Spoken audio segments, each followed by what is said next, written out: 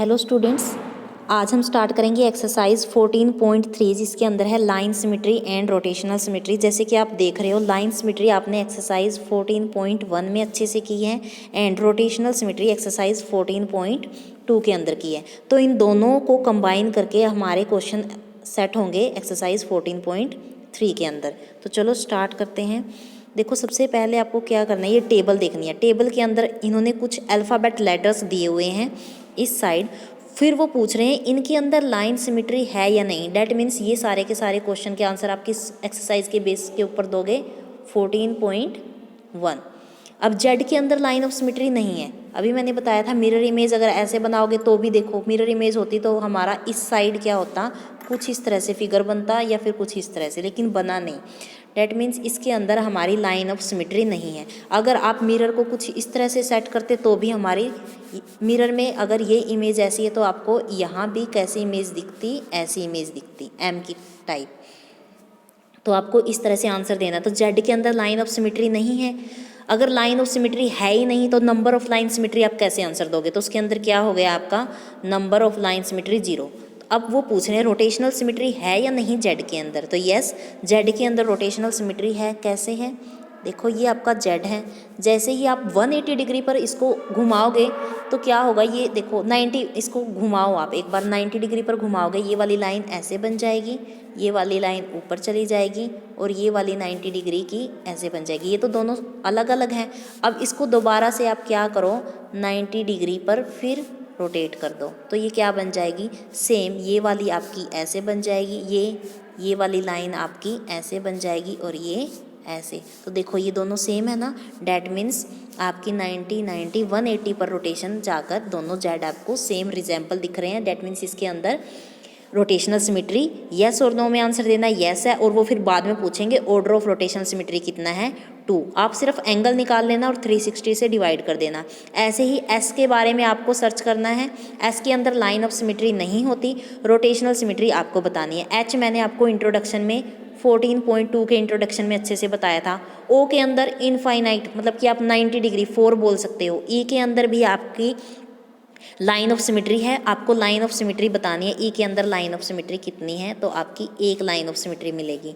ऐसे ही एन के अंदर बतानी है, एन के अंदर लाइन ऑफ सिमेट्री नहीं होती। रोटेशनल सिमेट्री क्या पता आपको मिल जाए, बट आपको सर्च करनी है। मैं सिर्फ अब डायरेक्टली आपको क्या करवा रही हूँ, एक्सरसाइज करवा रही हूँ। तो चलो एक्सरसाइज देखो। Name any 2 figure that have both line symmetry and rotational symmetry. ऐसे फिगर्स का नाम बताना है जिसके अंदर लाइन सिमेट्री भी हो और रोटेशनल सिमेट्री भी हो। स्क्वायर ले सकते हो, स्क्वायर के अंदर आपकी लाइन सिमेट्री भी है एंड रोटेशनल सिमेट्री भी है।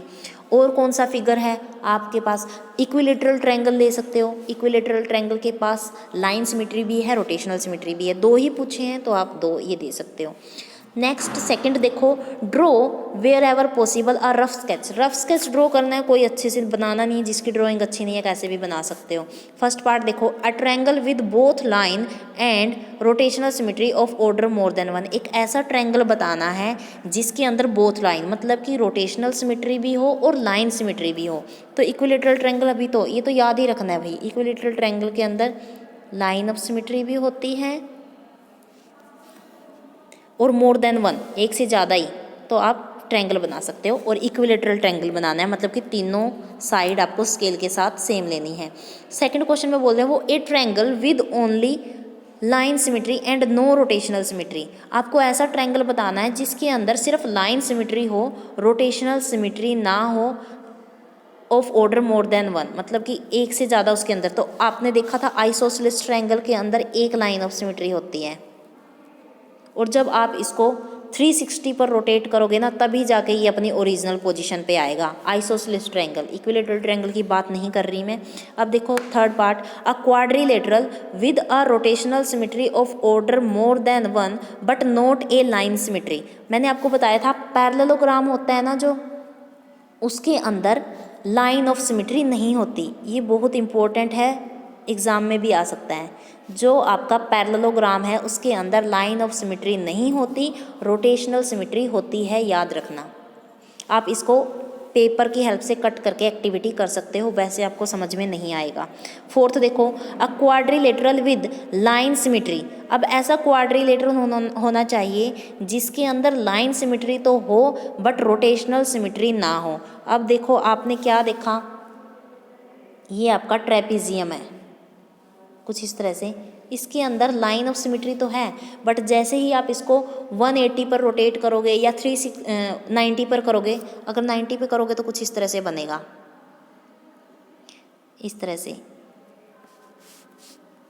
और 180 पे करोगे तो कुछ इस तरह से बनेगा, ऊपर बड़ा पार्ट आएगा नीचे छोटा आएगा, मतलब कि कहीं भी ये सेम पोजीशन, जैसे ही आप इसको 360 पर रोटेट करोगे तभी जाके ये ओरिजिनल पोजीशन पे आएगा। तो इसका तो ऑर्डर 1 हो गया, बट वो मोर देन 1 पूछ रहे थे, डैट मीन्स इसका ये ट्रेपीजियम ही इसका आंसर आएगा कि इसके अंदर लाइन सिमिट्री तो है और एक ही ऑर्डर है, ऑर्डर ज़्यादा नहीं है।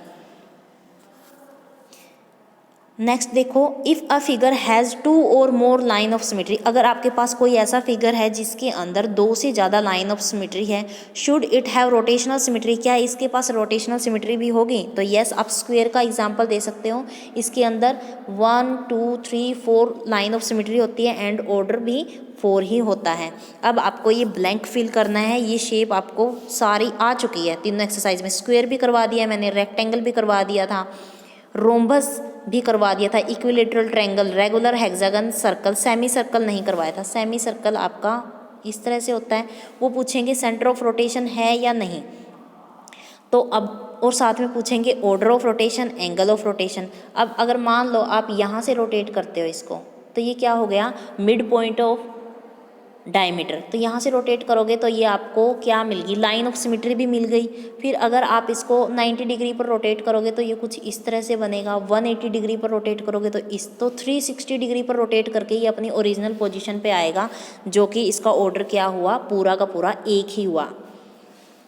तो आपको ये टेबल फिल करनी है, तीनों चीज़ मैंने आपको अच्छे से बताई थी 14.2 में, सेंटर ऑफ रोटेशन क्या होता है, ऑर्डर ऑफ रोटेशन क्या होता है, एंगल ऑफ रोटेशन क्या होता है, ये टेबल आपको फिलअप करनी है। फिफ्थ क्वेश्चन देखो, name the quadrilateral which have both line and rotational symmetry of more than 1। ये क्वाड्रिलेटरल का बार बार आ रहा है, इसमें आप याद कर सकते हो, स्क्वायर ही होता है जिसके अंदर 2 लाइन सिमिट्री भी होती है, रोटेशनल सिमिट्री भी होती है। सिक्स्थ देखो, after rotating by 60 degree about a centre, एक वो बोल रहे हैं कि एक फिगर है, उसको अगर हम 60 डिग्री पर रोटेट कर रहे हैं तो वो अपनी ओरिजिनल पोजीशन पे आ रहा है, at what other angle will this happen for this figure. तो आप 60 डिग्री की रोटेशन किसके पास होती है, आपकी इक्विलेटरल ट्रायंगल के पास। तो आपके माइंड में आ जाना चाहिए कि जो भी आप शेप की बात कर रहे हो वो क्या है, ट्रायंगल। और अगर वो 60 डिग्री पर अपनी सेम पोजीशन देगा तो 16 2 120 पर भी सेम शेप देगा, ऐसे ही 180 पर भी वो सेम शेप देगा, और 180 के बाद 240 पर भी वो सेम शेप देगा। तो आपको ये एंगल के नाम बताने थे। नेक्स्ट देखो, नेक्स्ट है आपका question 7th, can we have a rotational symmetry of order more than 1 whose angle of rotation. वो पूछ रहे हैं कि आपके पास कोई फिगर है और उनका एंगल ऑफ रोटेशन 45 डिग्री है एंड 17 डिग्री है, तो क्या उनके पास, क्या पूछ रहे थे वो, रोटेशनल सिमिट्री होगी या नहीं। तो आप क्या करो, 360 से डिवाइड करके देखो कि वो पूरा कट रहा है नहीं, ये तो पूरा कैंसिल होगा, मतलब कि इनके पास रोटेशनल सिमिट्री है बट 17 वाले के पास नहीं होगा, तो यहाँ पर आपका नो आंसर आ जाएगा। इसी के साथ आपकी एक्सरसाइज कंप्लीट होती है। Thank you, make a nice day.